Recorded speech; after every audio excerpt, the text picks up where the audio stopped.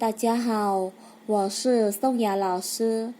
สบายดีคอยแมนอาจารย์ไกรสอน今天我们要学习第23课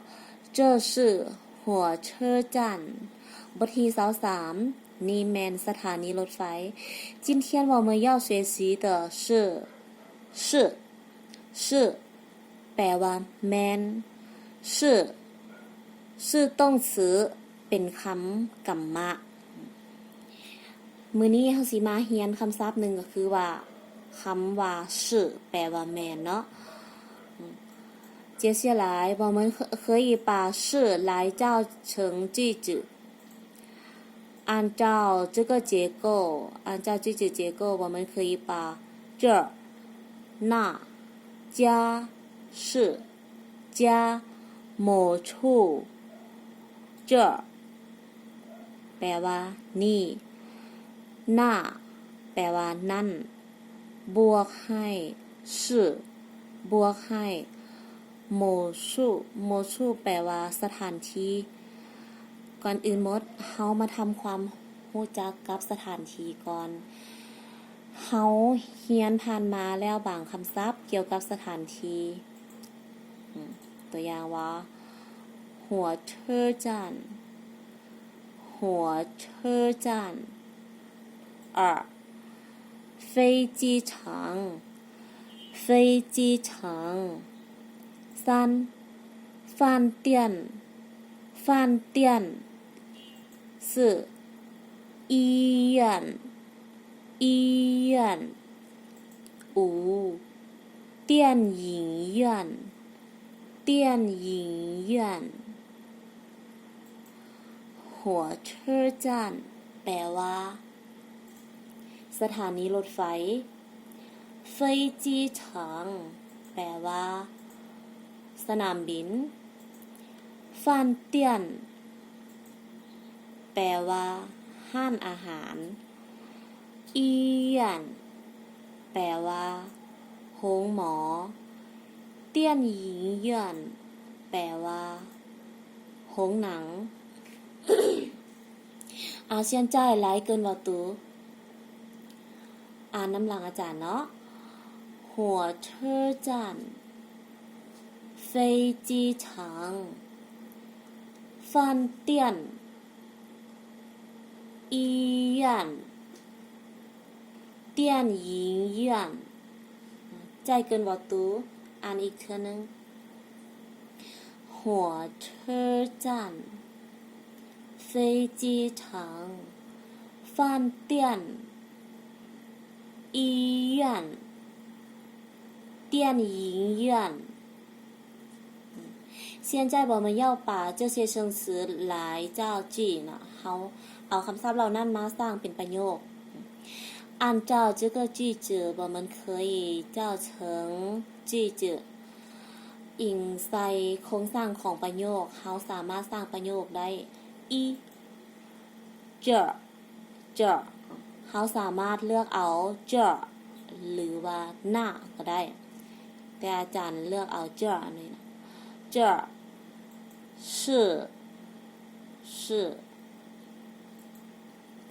หัวเชอจานหัวเชอจาน这是หัวเชอจานแปลว่านี่แมนสถานีรถไฟ二这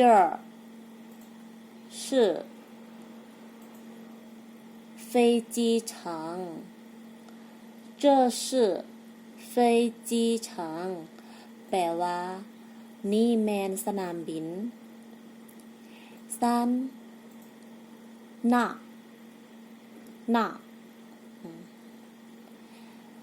那是医院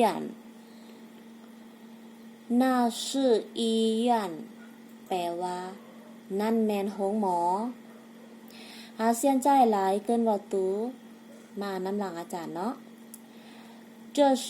火车站这是飞机场那是医院จ่ายหลายอ่านอีกเทื่อนึง这是火车站这是飞机场那是医院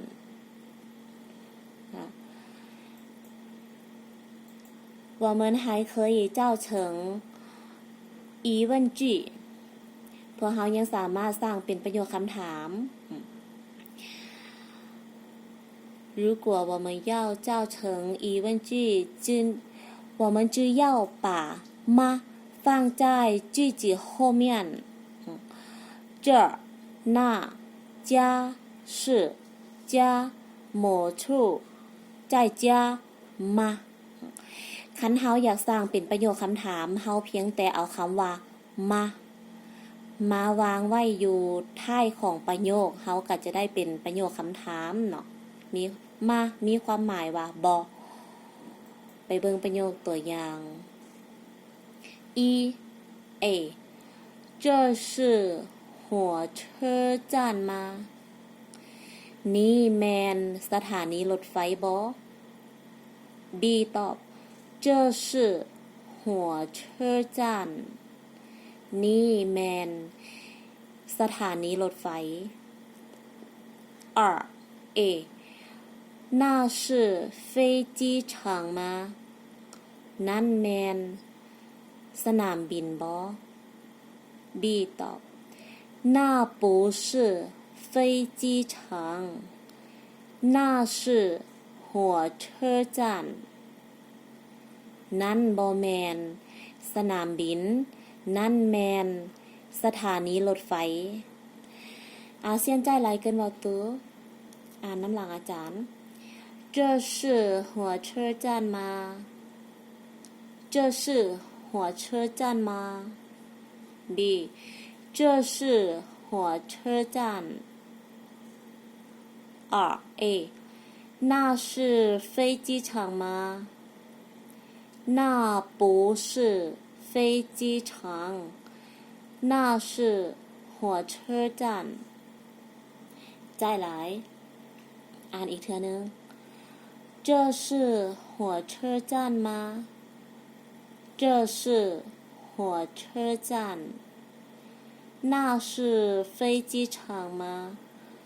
那不是飞机场那是火车站好现在我们来做练习มาเฮ็ดบทฝึกหัด我们先看这些照片然后再填小对话พวกเรามาเบิ่งรูปแล้วก็เติมบทสนทนาตามรูปภาพเนาะเติมบทสนทนาA这是电影院吗A ถาม